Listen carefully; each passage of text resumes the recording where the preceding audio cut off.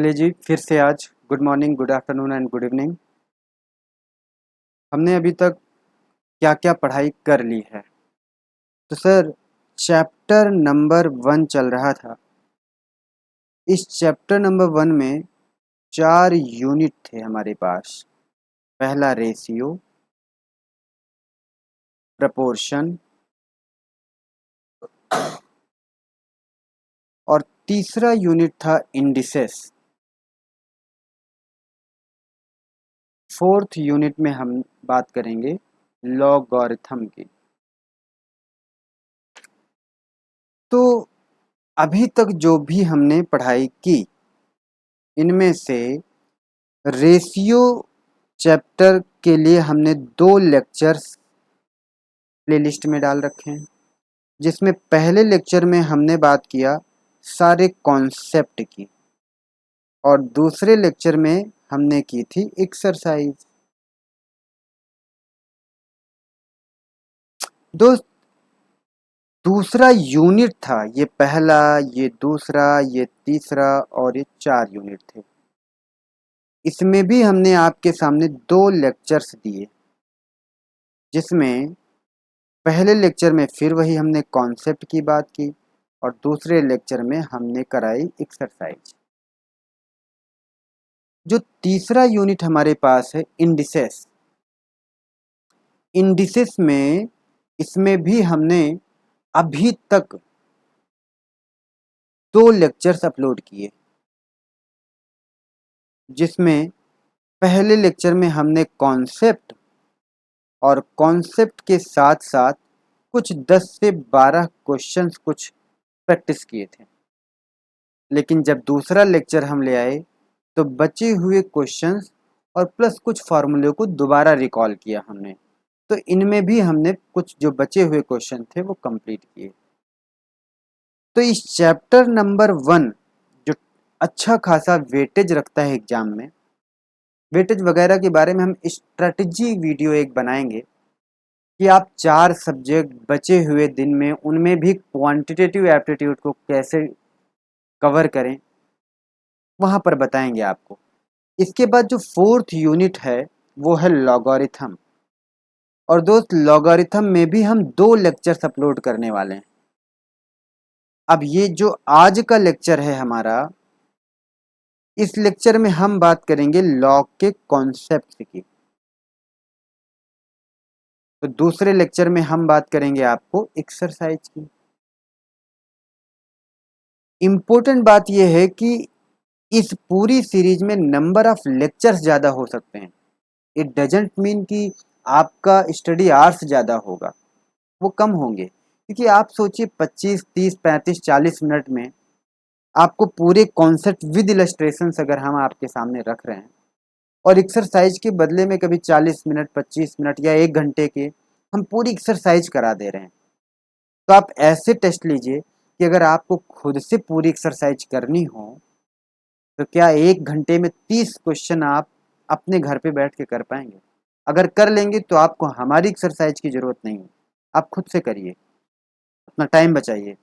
पर अगर आपको लगता है कि नहीं भाई, हम ट्रिक या और आगे के लिए कुछ गाइड करते रहेंगे साथ साथ, तो ज़रूर से ज़रूर लेक्चर देखिए, उनके एक एक क्वेश्चन को समझिए, फार्मूले लिखिए, हमारे हिसाब से ट्रिक को समझिए और कमेंट ज़रूर करिए। तो ये रही आज तक की क्लास, जिसमें हम लोगों ने 5 लेक्चर या 6 लेक्चर अपलोड कर रखे हैं प्लेलिस्ट में, वहाँ पर जाइए और देखिए। आज हमारा शुरू होता है एक नया चैप्टर, नया यूनिट। नाम है यूनिट 4th है ये, इसका नाम है लॉगरिथम। और लॉगरिथम बहुत आसान सा चैप्टर है। इसमें हम क्वेश्चंस को 2 पार्ट में बांट रहे हैं। क्वेश्चंस को नहीं, हम इस क्लास को 2 कैटेगरी में बांट रहे हैं। ऐसा करने से हम आपको रिकॉलिंग आसानी से करा पाते हैं। इसी चार्ट फॉर्म में आप भी अपने नोट्स बनाइएगा। तो सबसे पहले हम बेसिक अंडरस्टैंडिंग लेंगे,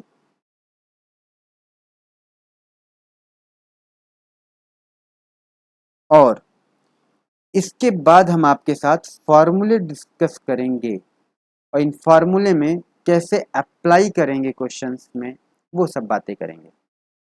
तो दोस्त चलिए हम शुरू करते हैं। सबसे पहले आपको एक बात पता होगी, जब आप पिछला चैप्टर इंडिसेस पढ़ रहे थे,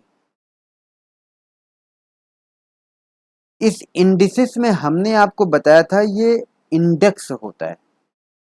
जैसे अगर आपके सामने लिखा है a⁴x = b, तो ये a आपका बेस होता है, x आपका इंडेक्स होता है। इंडेक्स सिंगुलर टर्म है, इंडिसेस उसी का प्लूरल नंबर है। इसी को पावर बोल सकते हो आप। क्लियर यहां तक बात? अब अगर हम आपसे ये बात कहें कि भाई इसको हमें लॉग के फॉर्म में लिखना है, कैसे लिखना है? लॉग के फॉर्म में। तो आप क्या करोगे? आप इसे ऐसे लिखना, x = ये जो इंडेक्स है ना, दिस इज इक्वल टू, या ये जो पावर है दिस इज इक्वल टू, और ये जो वैल्यू है इसको लॉग बी, जो बी वैल्यू है इसे हमने बोला लॉग बी।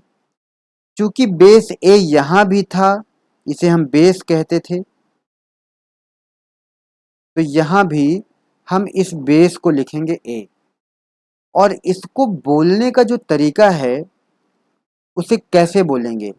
लॉग,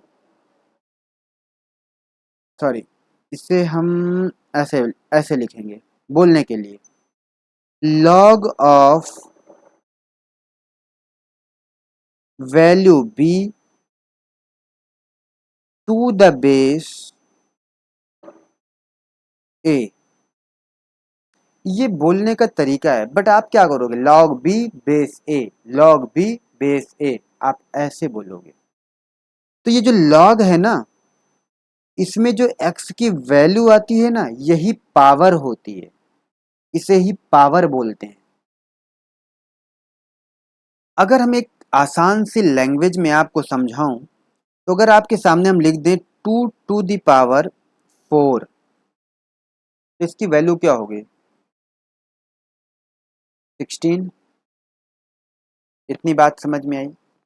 क्या आपको नहीं लगता ये 2 बेस है, 4 आपका पावर है, यानी इंडिसेस? तो आप अगर इसे लिखना चाहो लॉग के फॉर्म में, तो लिखोगे लॉग 16 बेस 2 = 4। बात को समझ रहे हैं ना? Log 16 base 2 = 4। बहुत जल्दबाजी में नहीं है, कॉन्सेप्ट क्लैरिटी होनी चाहिए, एक्सरसाइज के टाइम हम जल्दी कर लेते हैं। तो एक बात समझ में आई कि जब भी हमारे सामने log x, sorry log x ना लिख करके, जब भी हमारे सामने लॉग बी बेस ए = x लिखा हो, इसका ये मतलब होता है ये जो बेस है ना, बेस ए, ये जो पावर 4 है, आप इसे लॉग के फॉर्म में इसको लिखने का एक मतलब तो समझ में आया कि अगर हम बेस को जितने टाइम मल्टीप्लाई करते हैं, आपको हिंदी में लिख के देता हूं, बेस की पावर, जो पावर हमारे सामने जो बेस का होता है, इस बेस को जितने पावर या जितने टाइम मल्टीप्लाई करते हैं, ऐसे लिखो कि बेस को जितने टाइम, ये लिखना इसलिए जरूरी है कि इसकी लैंग्वेज में कंफ्यूजन होती है, तो आप ध्यान रखो, बेस को जितने टाइम्स मल्टीप्लाई करते हैं।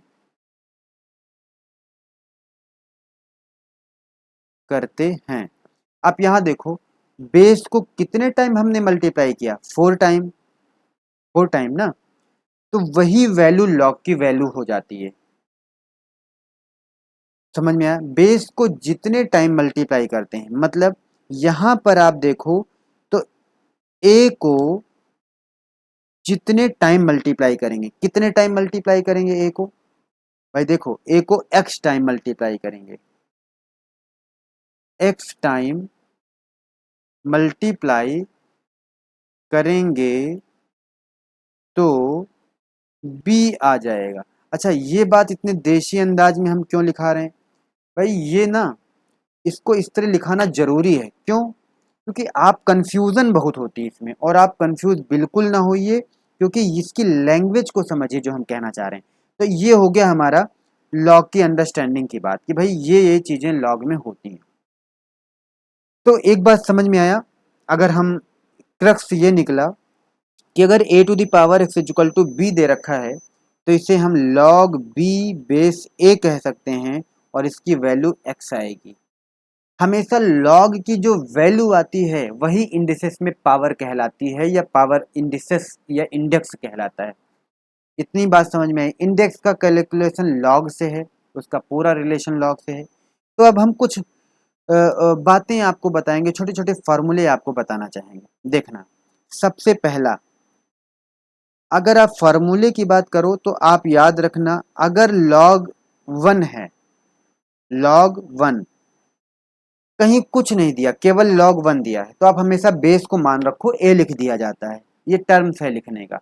log 1 केवल लिखा है, अंडरस्टूड है बेस a होगा, तो log 1 या log 1 बेस a बात एक ही मान ली जाएगी। तो log 1 की वैल्यू हमेशा 0 आएगी।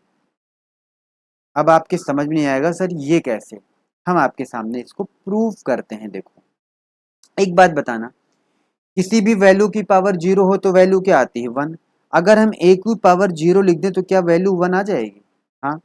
और इसी को अगर हम log के फॉर्म में लिखें तो क्या हम लिखेंगे कि log 1 base a equal to 0, क्योंकि हमने जाना है a to the power x equal to b, तो log b base a equal to x। I hope आपको अब बात हमारी समझ में आई कि हमने पिछले 8 से 10 मिनट क्यों आपके साथ इन्वेस्ट किए। अब हमारा दूसरा फॉर्मूला देखिए, अगर हम ये कहें कि log a बेस a है तो ये वैल्यू 1 आएगी, तो क्या आपको कोई डाउट होगा? चलिए इसको भी प्रूव कर देते हैं हम। अब एक बात बताइए, क्या आपको नहीं लगता a की पावर 1 इक्वल टू a आएगा? पावर किसी भी वैल्यू का पावर 1 हो तो वैल्यू तो चेंज होनी नहीं है। तो अगर हम इस बात को समझें लॉग के फॉर्म में, तो क्या आपको नहीं लगता ये log a base a equal to power 1 यही आएगा जो सेम है? ये फॉर्मूला कहाँ से बना हम आपको ये बताना चाहते हैं। अगर हम बात तीसरी करें आपसे कि भाई अगर लॉग दिया है दो वैल्यू m और n दोनों मल्टीप्लाई हैं, बेस अंडरस्टूड है कि a है, अगर कुछ नहीं कहा तो आप मल्टीप्लाई में value add log m plus log n हो जाएगा। और मैं बार बार ये बात बोल रहा हूँ, अगर a बेस नहीं दिया तो आप a बेस मान के चलिए, a तो हो बेस तो होगा ही होगा। चौथी बात, अगर हमने आपसे कहा कि log मल्टीप्लाई नहीं है डिवाइड में है, m बाई n है, तो ये log m minus log n हो जाएगा। मल्टीप्लाई में ऐड, डिवाइड में माइनस। और अगर हम पावर की बात करें कि भाई log m to the power n है, तो ये जो पावर जो खोपड़ी पे चढ़ा है ना, इसको वो आगे ले आओ, उतारो जल्दी से, ये हो जाएगा n log m।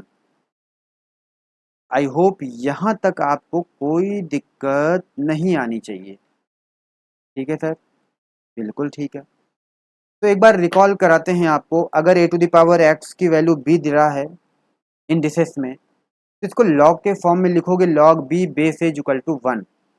लॉग की जो वैल्यू हमेशा निकल के आती है वो इंडेक्स नंबर में, सॉरी इंडिसेस में जो पावर होती है वो उसी की वैल्यू कहते हैं।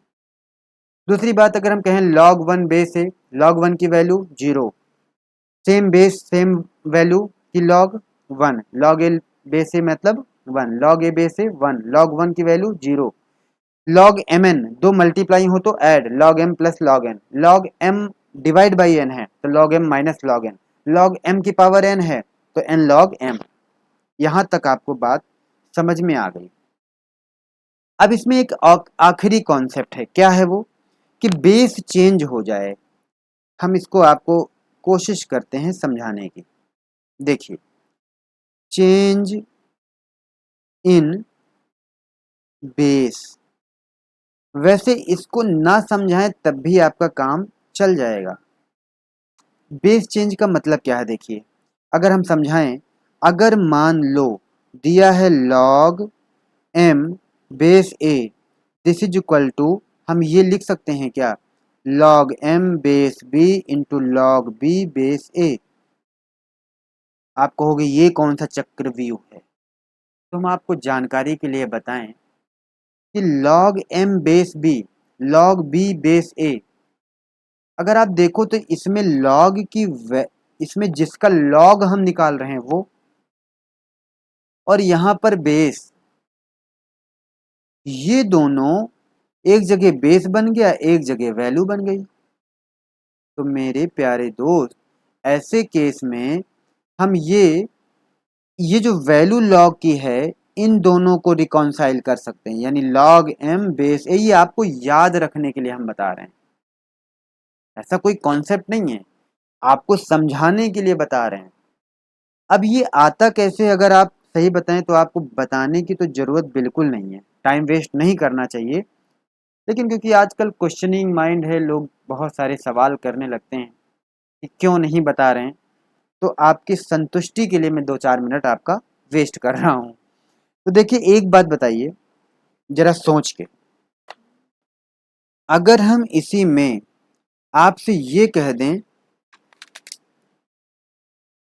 कि log m बेस a को आप x मान लो, वहीं log m बेस b को आप y मान लो, और log b बेस a को आप z मान लो। अगर ऐसा आपने मान लिया तो क्या यहाँ पर आप a to the power x equal to m लिख सकते हो, यहाँ पर b to the power y equal to m लिख सकते हो, यहाँ पर a to the power z equal to आप क्या लिख सकते हो, a to the power z b, कोई दिक्कत नहीं। अगर ये m है और ये m है, तो क्या आप ये बात लिख सकते हो कि a to the power x equal to b to the power y हो रहा है। भाई दोनों बराबर, तो ये दोनों भी तो बराबर ही होंगे ना, ये ठीक है सर। और अगर ऐसा हो जाता है तो जरा और आगे बढ़िए, ये जो a to the power z लिखा हुआ है हमारे सामने, a to the power z, क्या इसकी पावर हम y लिख सकते हैं क्या? कैसे, बात समझ में नहीं आई। देखो देखिए, यहाँ पर ये दोनों बराबर हो गए, यहाँ तक बात समझ में आई। अब अगर आगे बढ़ो आप, b to the power y equal to m और a to the power z equal to b, तो b की जगह हमने a to the power z रख दिया, और b की पावर y है, तो इसकी अगर पावर y कर देंगे तो इक्वल हो जाएगा। हाँ सर हो जाएगा, कोई दिक्कत नहीं। क्या सीधा सीधा हम लिख दें b to the power y is equal to a to the power z y, क्या ये बात हम सीधा सीधा लिख सकते हैं या वाई जेड लिख सकते हैं? ठीक। अगर इन दोनों की इस पूरी बात को आप ध्यान से देखो, तो क्या आपको ये बात लग रहा है कि x is equal to y z हो रहा है यहाँ पे? x इज इक्वल टू, क्योंकि ये a to the power z y है, a आपका बराबर है, तो x और वाई जेड भी बराबर हो जाएगा, तो x is equal to y z हो जाएगा। अगर आप x is equal to y z की बात करो तो x की value log m base a है, और y और z की वैल्यू आप पुट कर दीजिए, y की वैल्यू कितनी थी, log m base b, log m base b, और z की value log b base a into log b base a है। क्या आपको अब ये प्रूफ मिला कि log m base b log b base a दिया हो तो वो वैल्यू ये वाला बेस आपका बन जाएगा, ये log निकल के आ जाएगा। लेकिन अगर यही बात हम आपसे कहें कि log a base b into log b base a, अब वैल्यू क्या आएगी, 1 आ जाएगी। ये कैसे सर, ये कॉमन है ना, ये log a बेस a आ जाएगा। अगर ये log a बेस a आ गया तो value 1, same base the same value, value 1। I hope यहाँ तक आपको बात समझ में आ गई। तो हमेशा याद रखिए, ये जो 4-5 फार्मूले हमने आपको बताए, ये आप याद रखिए। ये बताने की ज़रूरत नहीं थी, हमेशा ये चीज़ ध्यान रखिए, ये जो हमने यहाँ पर आपको नोट कराया है, ठीक है, ये चीज़। और साथ ही साथ ये याद रखिए कि लॉग अगर मान लो वो साइक्लिक है, आप ये भी कह सकते हो log a base b into log b base c into log c base a. आप बात समझ रहे हैं, यहाँ भी साइकिल बन रही है अगर, तो वैल्यू 1 आएगी जैसे इंडिसेस में। ये तो आपको समझने का तरीका है टाइम बचाने का, अदरवाइज कॉन्सेप्ट मेन ये है जो आपके सामने हमने यहाँ पर डिस्कस किया। तो इस तरीके से लॉग के कॉन्सेप्ट कंप्लीट हो जाते हैं। हम इसके क्वेश्चंस कराएंगे, मुश्किल से 20 मिनट इसके क्वेश्चन में लगेंगे, जो हम कल कराएंगे। तब तक के लिए अलविदा, thank you, bye bye, tata. मिलते रहिए और कमेंट करना बिल्कुल ना भूलिए। आपकी क्या ज़रूरत है वो ज़रूरत आपकी बताइए, प्रोवाइड करना हमारा काम है। Thank you.